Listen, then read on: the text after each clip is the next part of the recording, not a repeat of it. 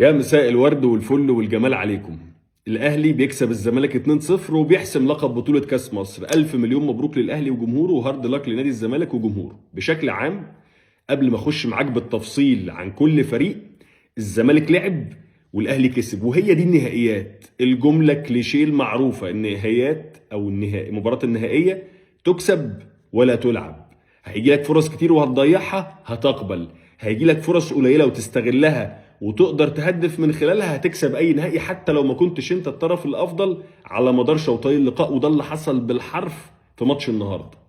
الحاجة التانية ان كلمة السر في الاهلي كانت البدلاء. ان البدلاء اللي نازلين زيهم زي اللي موجودين في الملعب ويمكن افضل، وعندهم خبرات ولعيبه عندها شخصيه تغير مجرى اللقاء، وده اللي انت بتشوفه مع عمر كمال عبد الواحد لعيب دولي، مروان عطيه لعيب دولي، محمد مجدي قفشه حتى لو مش دولي الفتره اللي فاتت بس هو لعيب دولي قبل كده وعنده خبرات عريضه جدا خاصه في لقاءات الديربي. طيب نروح بقى لكل نادي على حده. الزمالك مبدئيا كده انا هقول لك في كل نادي المكاسب والخسائر او النقاط الايجابيه والنقط السلبيه. بالنسبه للزمالك، قناعتي الشخصيه ان نادي الزمالك عنده مدير فني محترم جدا جدا جدا اسمه جوزيه جوميز. لاول مره من فتره طويله الاقي الزمالك عنده شكل وهويه واقف كويس في ارض الملعب.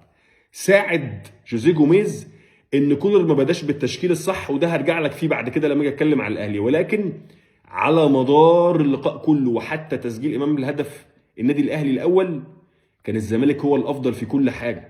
الزمالك كان واقف ومسيطر، بالعكس ضيع اكتر من كوره كانت ممكن تقتل اللقاء، ابرزها واهمها اللي انا مش فاهم ازاي تعامل معاها سيف الدين الجزيري، الكره اللي راح عاملها بدماغه دي تطلع بيها بره الاوت.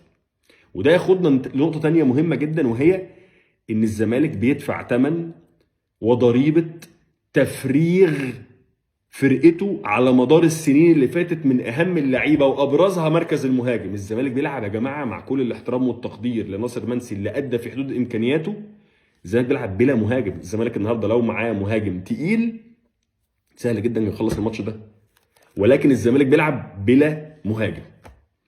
الحاجه الثالثه، خروج زيزو اثر جدا جدا جدا جدا جدا مع فرقه الزمالك. اي نعم زيزو كان بيميل شويه للفرديه، لكن هو الجناح الوحيد اللي عنده الرغبه وعنده الامكانيات انه يروح على الجول، يلعب على الجول، يهدف. حتى لو في الكوره اللي شاطها وكان ممكن يلعبها عبد الله السعيد ما عملش كده، بس هو الوحيد اللي تشم فيه ريحه الخطوره. دفاع الزمالك في وجهه نظري عمل ماتش فوق التوقعات. يعني انا ما كنتش اتوقع ان دفاع الزمالك يبقى بالمستوى المميز ده، وطبعا ساعدوا على الجانب الاخر ان كهربا كان في مستوى سيء جدا وبيرسي تاو ما كانش في افضل حالاته. دونجا في وجهه نظري وحتى تسجيل الاهلي للقاء، لا طبيعي الامام جاب جول وقفشه جاب جول فطبيعي الانظار هتروح ليهم، لكن دونجا عمل ماتش بشوف ان هو كان نجم اللقاء الاول في الفريقين لحد لما الاهلي جاب الجول بتاع امام عاشور اللي هو الجول الاولاني، وعمل ماتش هايل جدا جدا جدا. نروح بقى للنادي الاهلي. اول حاجه، كولر في وجهه نظري بدا اللقاء بتشكيل خاطئ جدا. يعني مروان عطيه ما ينفعش ما يكونش موجود. يعني فكرني بالظبط بروي فيتوريا لما كانش بيلعب امام عاشور، ما كانش بيلعب مروان عطيه في مع منتخب مصر في كاس الامم. ما ينفعش مروان ما يكونش موجود.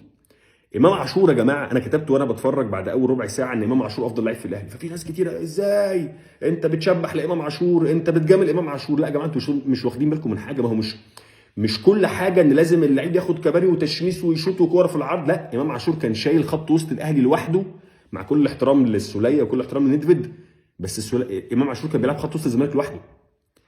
عايز اقول لك ان مروان عطيه لو بيلعب مين الاول زي ما نزل كده، انت كنت هتلاقي امام عاشور كل 5 دقائق في ال 18 بتاعه الزمالك، وده اللي بان في اخر 10 دقائق لما مروان عطيه نزل، لان مروان عطيه لعيب يقدر يلعب 6 لوحده ويفرش لك الملعب يمين وشمال ويغطيه لك مساحه. يعني بص، دبابه موجوده يلعب لوحده ويطير الباقي. فانت ده من حظ جوميز وحظ الزمالك ان مروان عطيه ما كانش بيلعب. مروان عطيه لو بيلعب من اول الماتش كنت امام عاشور ده اللقطتين اللي انت شفتهم في نهايه المباراه من دخول امام في ال 18 في السته وجاب جول والاسيست اللي كان على الطرف ولعبوا القفشه، كنت هتلاقي ده كل 5 دقائق.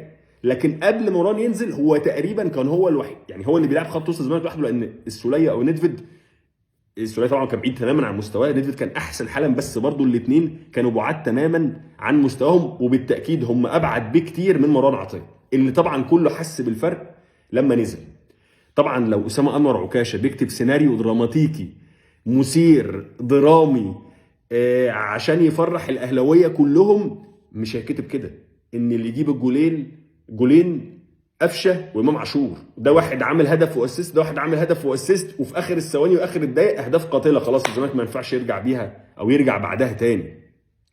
فواضح جدا جدا جدا ان بص يا عم قفشه، انت في حاجه بينك وبين ربنا، انت بقالك شوف قد ايه مش موجود ومش باين والكلام ده كله، بتنزل تعمل اسيست تجيب جول، فبالتاكيد ده اجتهاد، اكيد بتجتهد وربنا اداها لك. اخيرا المكسب الاهم للاهلي في وجهه نظري النهارده بعيد عن فوزه على الكاس، وعلى فكره كولر فوز رابع على التوالي على الزمالك في انجاز ما تكررش من ايام مانويل جوزيه، تقريبا كان 2005 2006 تقريبا 2005 2006 2007 2008 حاجه كده. فانت بتتكلم بص تقريبا داخل في 20 سنه ما حدش او مفيش مدير فني عرف يكسب الزمالك 4 مرات متتاليه زي ما حصل مع كولر. اخيرا المكسب الاهم في وجهه نظري للاهلي بعيد عن بطوله الكاس طبعا وبعيد عن فوزه على الزمالك، مصطفى شوبير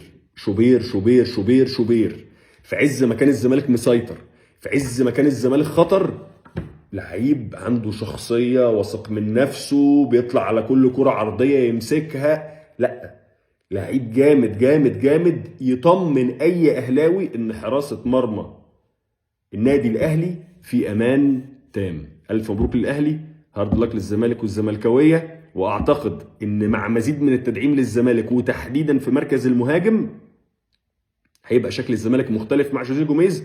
واعتقد ان الوضع الحالي بالامكانيات الحاليه بالقيمه الحاليه تقول ان المنطق يخلي الاهلي يكسب، ولكن مسار اللقاء وسيناريو اللقاء بالتاكيد طمع الزملكاويه ان هم كانوا يكسبوا، لان هم كانوا افضل وكانوا اقرب في اكتر من كوره واكتر من هجمه، ولكن النهائيات تكسب ولا تلعب. مساء العسل عليكم.